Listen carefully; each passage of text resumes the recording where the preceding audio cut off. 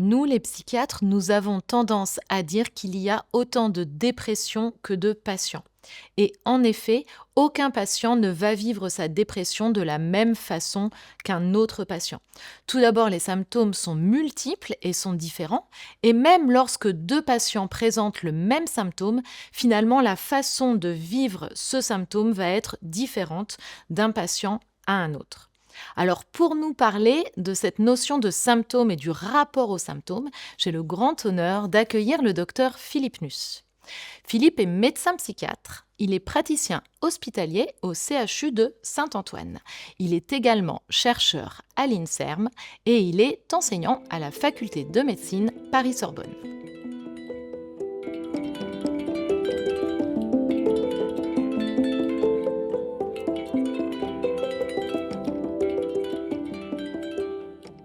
Bonjour Philippe, bienvenue.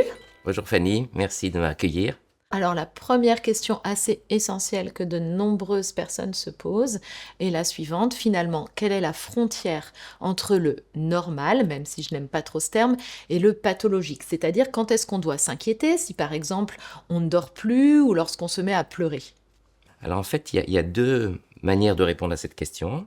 La première, c'est qu'il existe dans la vie mentale des manifestations qui sont aussi des symptômes. Par exemple, c'est normal d'être triste quand on a une mauvaise nouvelle, c'est normal d'être anxieux quand il y a une situation angoissante. Et ça, c'est différent du reste de la médecine, où c'est pas normal d'avoir la peau rouge, c'est pas normal d'avoir de la fièvre, c'est pas normal d'avoir mal au ventre. Donc, la première chose, c'est les symptômes psychologiques existent dans le normal. La question qui se pose, c'est à quel moment ils deviennent pathologiques.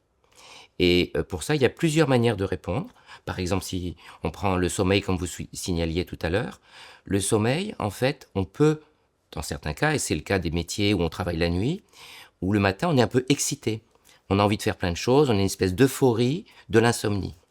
Donc ça, c'est un sommeil qui ne fatigue pas. Par contre, quand on a un sommeil pathologique, le matin, on est épuisé, on n'a plus le courage d'affronter sa journée. Donc c'est pas l'insomnie en elle-même qui est problématique, c'est le fait que le lendemain, elle n'est pas productive. Pareil pour, par exemple, la dépression. Dans la dépression, c'est tout à fait normal d'être triste, mais aussi dans la vie normale, c'est normal d'être triste. Le déprimé, à l'inverse de la personne qui va bien, n'arrive pas à se réjouir alors qu'il est triste. Tandis qu'une personne qui est triste parce qu'elle a une mauvaise nouvelle est capable d'éclater de rire si on lui raconte une histoire drôle. Donc en fait, ce qui est pathologique dans la tristesse, c'est le fait qu'elle n'est pas miscible, qu'elle n'est pas mélangeable avec la joie. Et puis, il y a aussi une définition sur comment un symptôme devient pathologique, parce qu'il entrave la vie. Par exemple, il entraîne un handicap, une anxiété qui empêche de sortir, une anxiété qui fait perdre ses moyens. Donc on voit qu'il y a plusieurs manières de décrire le pathologique, mais le symptôme en lui-même n'est pas de nature pathologique, et c'est pour ça qu'il faut s'entretenir avec le patient, et c'est pour ça aussi qu'il faut que le patient apprenne à discerner en lui, est-ce que la tristesse qu'il ressent est normale? Par exemple, quelqu'un qui est bipolaire et qui a une mauvaise nouvelle est normalement triste, et quelqu'un qui est bipolaire et qui commence un état dépressif est anormalement triste. Et donc, les patients font bien la différence, et la difficulté, c'est que le mot est le même.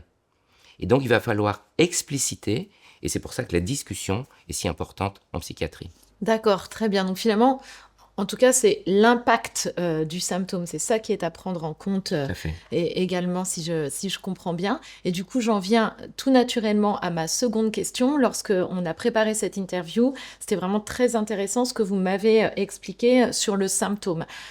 Finalement, on va dire que il y a le symptôme objectif, qui est celui que le médecin va diagnostiquer, par exemple trouble du sommeil. Et puis, il y a le symptôme plus subjectif. C'est finalement la façon dont le patient va vivre et va s'approprier son symptôme. C'est pour ça que c'est aussi si compliqué de prendre en charge un épisode dépressif, j'imagine. Alors, est-ce que vous pouvez nous expliquer cette notion? Oui, Fanny, c'est une question très subtile, mais néanmoins essentielle. Euh, Dans la réalité, le symptôme tel que la personne le ressent, qu'on appelle le symptôme subjectif, ou le symptôme éprouvé, ou le symptôme vécu, est pas forcément le même que celui que le médecin observe. Par exemple, dans la vraie vie, ce qui fait que les choses nous intéressent, c'est qu'on a une croyance autour d'elles. Par exemple, le matin, quand je me lève, ma croyance, c'est que je suis immortel. alors que objectivement, je sais que je suis mortel.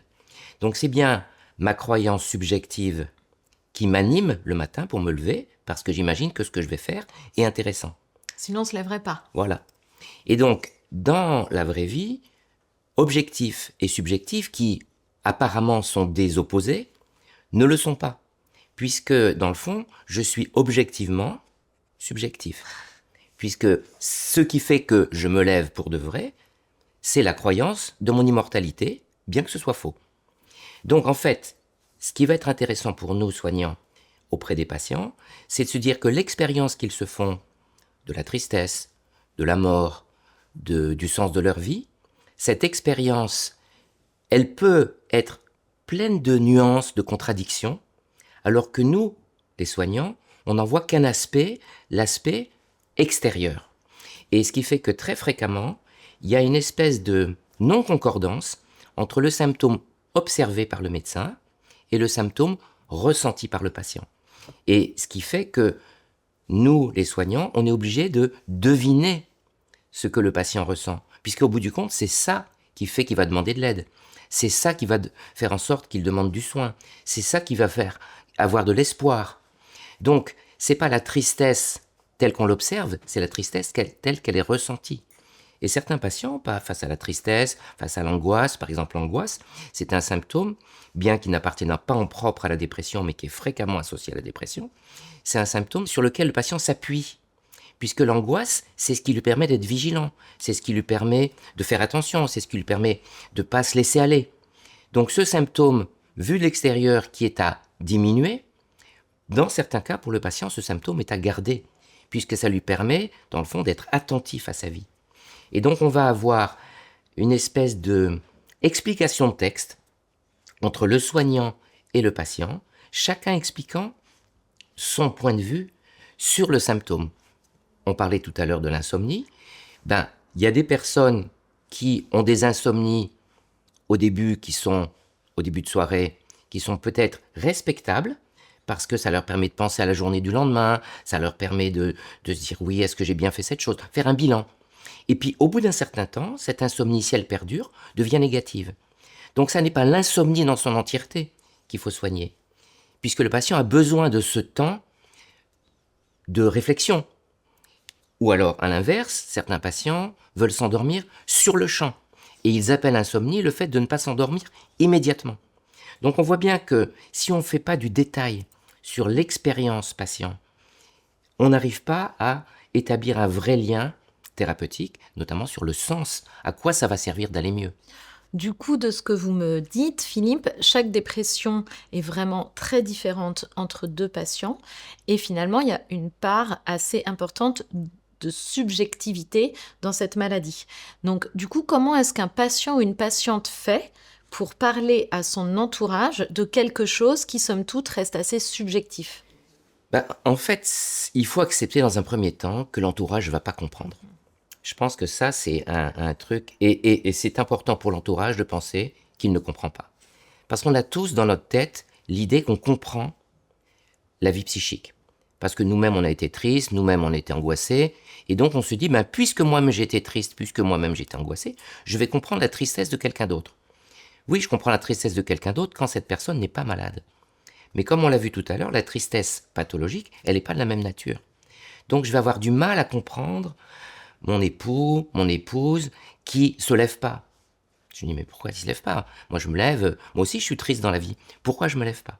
Donc il va y avoir un jugement de la personne pas malade vis-à-vis de la personne malade, à la hauteur où la personne pas malade se dit, mais moi, si j'étais à sa place, c'est ça que je ferais. Sauf qu'on n'est pas à la place de l'autre, et qu'il faut accepter, dans une certaine mesure, un incompréhensible. Et progressivement, avec le temps, chacun comprend un petit peu, pas complètement, ce que vit l'autre, et il faut surtout accepter qu'on ne comprend pas. Et je pense qu'on voit très bien dans les familles deux périodes. La période initiale où la dépression s'installe, et la famille est assez courageuse, elle lutte, elle tient le coup, elle fait comme si elle ne voyait pas, elle encourage. Et paradoxalement, quand le patient va mieux, il y a un épuisement, et on se dit, mais ok, mais ça va, maintenant il va mieux, comment ça se fait qu'il ne reprend pas son rythme? Et donc, cette période où le patient va mieux, mais pas encore suffisamment bien, et où la famille est épuisée d'avoir supporté tout, c'est une période très critique pendant laquelle il faut vraiment soutenir la famille. Merci beaucoup Philippe, j'étais ravie de vous recevoir. Merci Fanny, c'était un très bon moment pour moi aussi.